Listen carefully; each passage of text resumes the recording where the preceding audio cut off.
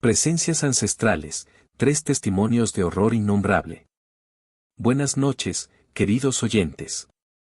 Soy su anfitrión, y esta noche nos sumergiremos en las profundidades del horror más primitivo. 3 testimonios que nos demostrarán que hay cosas que habitan en los márgenes de nuestra realidad, entidades que desafían nuestra comprensión y cordura. Comencemos.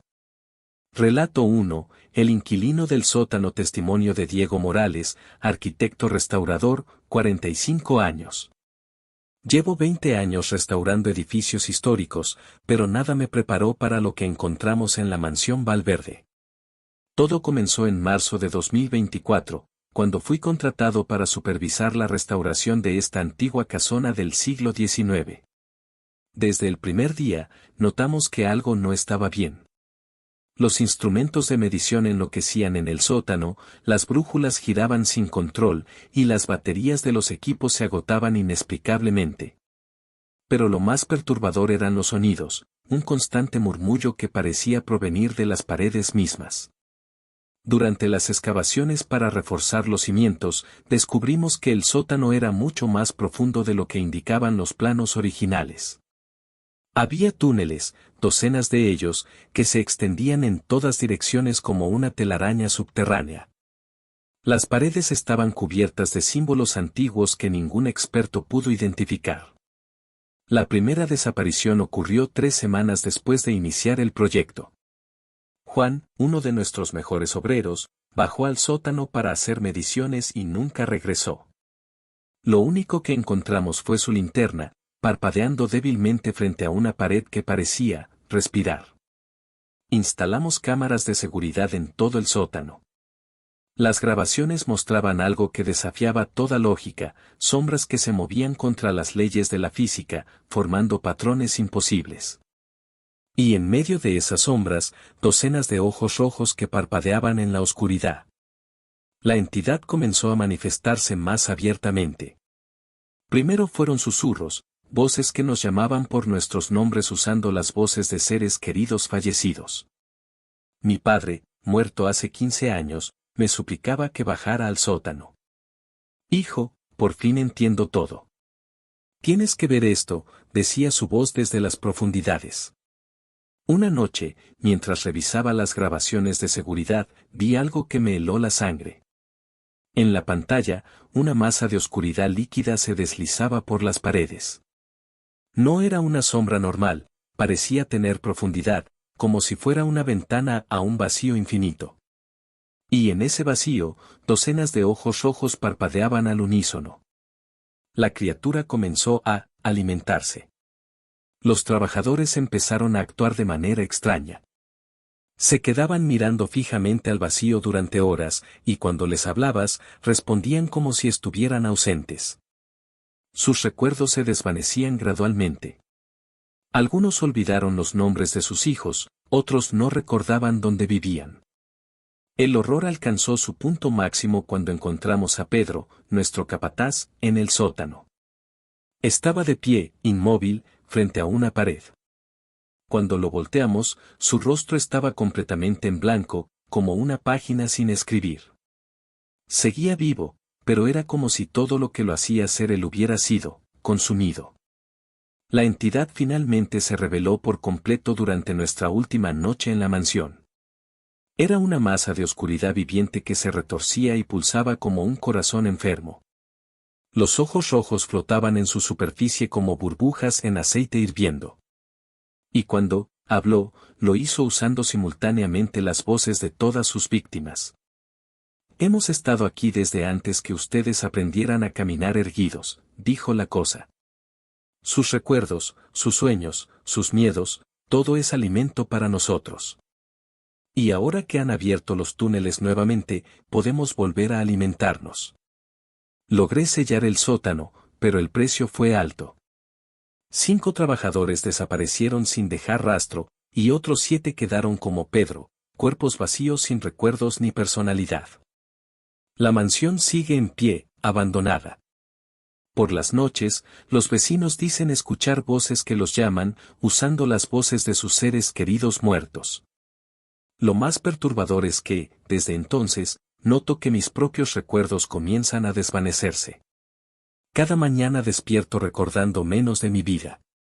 Y en mis sueños, veo esos ojos rojos observándome, esperando pacientemente a que regrese al sótano. Relato 2. El coleccionista de rostros. Testimonio de Francisco Torres, fotógrafo forense, 39 años. Como fotógrafo forense, he documentado escenas que la mayoría de la gente no podría soportar ver. Pero nada me preparó para el caso de El coleccionista. Todo comenzó en enero de 2018, cuando el departamento de policía me llamó para documentar una serie de desapariciones inusuales. La primera víctima fue Andrea Suárez, una profesora de 28 años. Su caso llamó mi atención porque no era una desaparición típica. Técnicamente, ella seguía ahí, iba a trabajar, mantenía su rutina, pero algo estaba terriblemente mal. Todo comenzó cuando sus estudiantes notaron que su rostro parecía borroso. No en las fotografías, sino en persona. Como si alguien hubiera pasado un borrador sobre sus facciones. Cuando fui a fotografiarla para el expediente, descubrí algo perturbador. En cada foto que tomaba, sus rasgos aparecían cada vez más difusos. En la primera foto del día, aún se distinguían sus ojos y la forma general de su cara. Para la última foto, 6 horas después, su rostro era prácticamente una mancha pálida. Pero lo verdaderamente aterrador comenzó cuando revisé los archivos históricos de la ciudad. En fotografías antiguas, dating desde 1890 hasta la actualidad, encontré una figura que aparecía repetidamente. Era alta, extremadamente delgada, vestida con un traje negro anticuado. Lo más perturbador era que no tenía rostro, solo una superficie lisa y blanca como porcelana. La segunda víctima fue Carlos Mendoza, un cirujano plástico. El proceso fue el mismo, primero sus rasgos comenzaron a difuminarse, como si alguien los estuviera borrando gradualmente. En las cámaras de seguridad del hospital donde trabajaba, captamos algo espeluznante. La figura del traje negro aparecía en los pasillos, siempre en el fondo, siempre observando a Carlos. En cada aparición, se acercaba más a él. Instalé cámaras en mi oficina para analizar las fotografías las 24 horas. Una noche, mientras revisaba las grabaciones, vi algo que me heló la sangre. En la pantalla de mi computadora, donde tenía abierta una fotografía de Andrea, la figura del traje negro emergió literalmente del monitor. Se movía de una manera antinatural, como si cada articulación se doblara en ángulos imposibles. La entidad se acercó a la cámara, y por primera vez, pude ver detalles de su rostro. No era simplemente blanco y liso como había pensado. Era un mosaico de rasgos faciales, docenas de ellos, superpuestos y fusionados como un collage grotesco. Podía distinguir ojos, narices y bocas de diferentes personas, todos luchando por emerger de esa superficie aparentemente lisa. Las desapariciones se multiplicaron. En menos de un mes, documenté 15 casos. Todos seguían el mismo patrón, primero los rasgos se difuminaban gradualmente, luego la víctima comenzaba a olvidar su propia apariencia. En la etapa final, perdían toda conciencia de sí mismos. Se convertían en cáscaras vacías, caminando sin rumbo por las calles. Una noche, mientras revelaba fotografías en mi cuarto oscuro, escuché un sonido, el clic característico de una cámara antigua. Al voltear, lo vi. Estaba en la esquina más oscura de la habitación, su traje negro confundiéndose con las sombras. En sus manos sostenía una cámara de fuelle del siglo XIX. Cada vez que el obturador se cerraba, sentía como si algo me fuera arrancado. Cada rostro cuenta una historia, dijo con una voz que sonaba como docenas de personas hablando al unísono. Y yo colecciono todas las historias. Las preservo para siempre en mi galería. Me mostró su colección. No era un lugar físico, sino un espacio imposible al que me arrastró a través de las sombras. Miles, quizás millones de rostros flotaban en la oscuridad como fotografías en un álbum infinito.